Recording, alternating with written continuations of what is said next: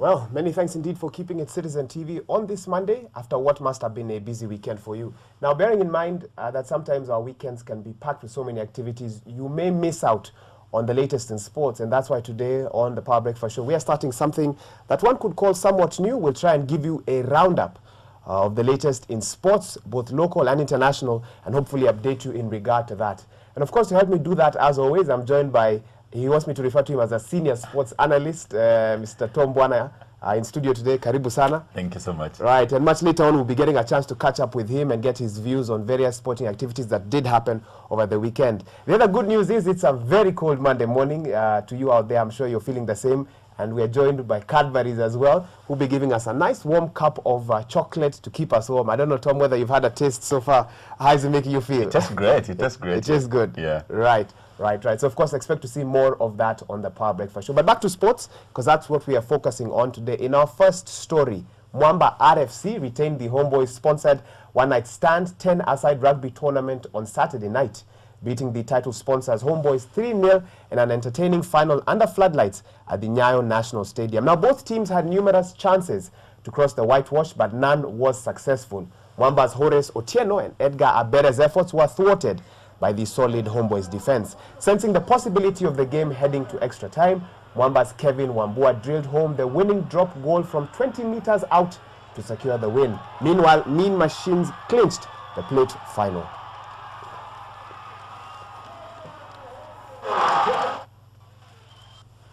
Well, we now move on to football news, where KPL champions Ulinzi Stars are preparing for the Sekafa Club Championship semi-finals after playing to a barren draw with former champions APR of Rwanda. Ulinzi needed any kind of a draw after St. George's of Ethiopia hammered Ports of Djibouti 7-0 in an earlier group match.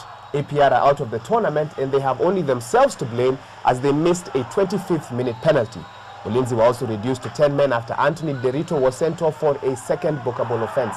Ulinzi now face Sudan's El Merreikh in the quarter-finals tomorrow.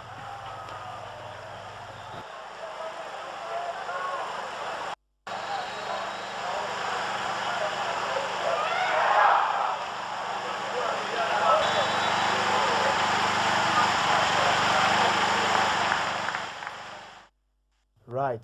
As I mentioned earlier, we're joined by Tom Bwana in studio to give us his unique view on the latest in sports, especially in regards to local football. Tom Bwana, once again, welcome to the Power Breakfast Show. Thank you so much. Right, I don't even know where to begin, whether to begin with the LG Cup or Sekafa. Possibly first your take on Ulinzi. Our question being, do you think Ulinzi have what it takes to face El Merreikh tomorrow? I think after having ensured that APR of Rwanda, which is it's a formidable team, going home, actually, they're crying home, going back to Rwanda after this thing. I think Ulinzi now has an easier way, but the biggest challenge now is El Merreikh of Sudan. Looking at the teams that are in the quarterfinals, I'm only seeing if they beat El Merreikh, we only have maybe Yanga to prove. Yes. After Yanga, then we'll be back with the trophy. But so far, what Ulinzi has done so far. You make it sound very easy, I must say. Yeah, it does. It looks so easy because the only hurdle was APR. But APR is going home. So the only other teams remaining is El Merreikh, which we are facing in the quarterfinals. I'm saying we're facing the quarterfinals. After that, if we beat El Merreikh, God willing, we beat El Merreikh and we work so hard. And they have what it takes. What I can be, Ulinzi has what it takes. Unfortunately, the Derito is not going to play in the, and also defender Josephat Odhiambo is not going to play in the quarterfinals. But still, I believe Ulinzi has a formidable squad to beat El Merreikh, to go past El Merreikh, and probably meet Yanga in the finals. I don't know, I'm not so sure. Right. The other issue, of course, for the weekend were a bit of wrangles in football, as always. We never sort this out. It was really, really big letdown in terms of KPL. First, the league. There's a Gor Mahia match that has been postponed for all through. I think this time now, it's not about hooliganism of Gor Mahia. Because playing Sony, Gor was supposed to play Sony in May. It was postponed, and when it was supposed to be played on Saturday, the game, because Ulinzi, Sony are saying they have to play at home, and their home is Awendo. KPL says Awendo is not secure enough, so come and play in Nakuru. Sony said, we are not going anywhere. We can even forfeit the 3 points.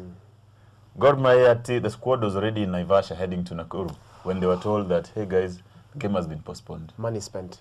Look at that. Then, FKL Cup over the weekend. Yes, on Saturday. KPL withdrawing their teams from FKL at the last minute. I mean, yes, we have the league, yes, but we need other, to make it so competitive, we need other kind of trophies, other trophies. Even though they're not really big trophies, as KPL can say it, but they're good trophies to give a challenge to the players. Right. Because when a team has a squad of over 30 players, what do you do with them? They only play once in a weekend. So when will the other 15 other players get a challenge? Tusker FC withdrawing at the last minute.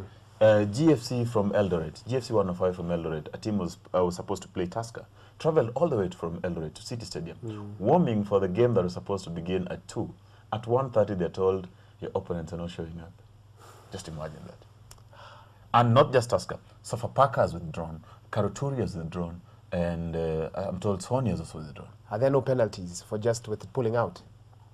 Penalties, but it's KPL. They're saying that they are working under instructions from KPL. So what do you do?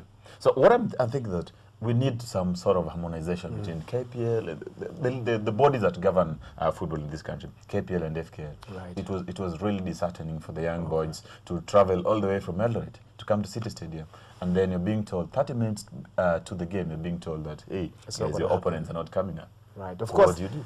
I don't want us to just leave here thinking negative thoughts about our local football. Good news, LG have pledged to continue supporting Kenyan football. You did get to see that interview that Michael Kinyi did. What do you see in terms of potential of LG's involvement in football? I think I'm very glad. I'm very hopeful about the local football. Several other corporates are now gaining interest, and you've seen rightly that they're closely monitoring the national elections, Which are next month. Yes. To see what's really going to happen. What's really going to happen. Several other corporates are showing interest in the local football, and that is something positive for the players, for all stakeholders in this league. We'll be glad if LG comes, because what we saw last weekend at the Nyayo Stadium was something amazing, something has never been seen. I mean, a single corporate company coming in to, foot everything, foot all the bills. For the first time, the players in the camp were paid double their allowances and were paid on time.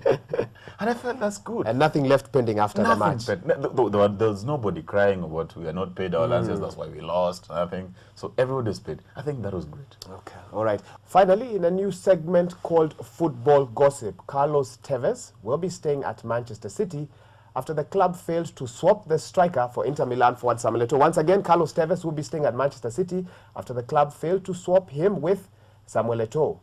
Meanwhile, moving on to other matters, are not well in the Arsenal camp as Captain Cesc Fabregas is in the crosshairs of either Barcelona or Real Madrid. This would possibly gift Robin van Persie with the captain's position, but he may also leave if big-name replacements are not found. Elsewhere, midfielder Andre Arshavin could be on his way to Turkish giants Galatasaray, who have offered £13.5 million for the Russian, while Clichy may complete an £8 million move to City today. Chelsea are set to launch a shock bid for Arsenal winger Theo Walcott today, while the club has also hired Fernando Torres, personal fitness trainer, in an attempt to kickstart the striker's stuttering career.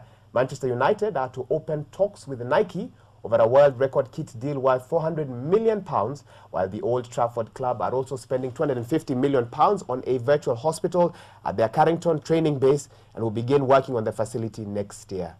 Finally, Manchester United striker Dimitar Berbatov is a £14 million target for Valencia and Juventus.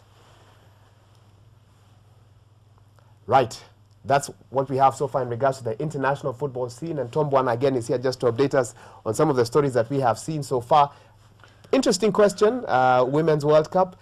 Do many people know about it out there?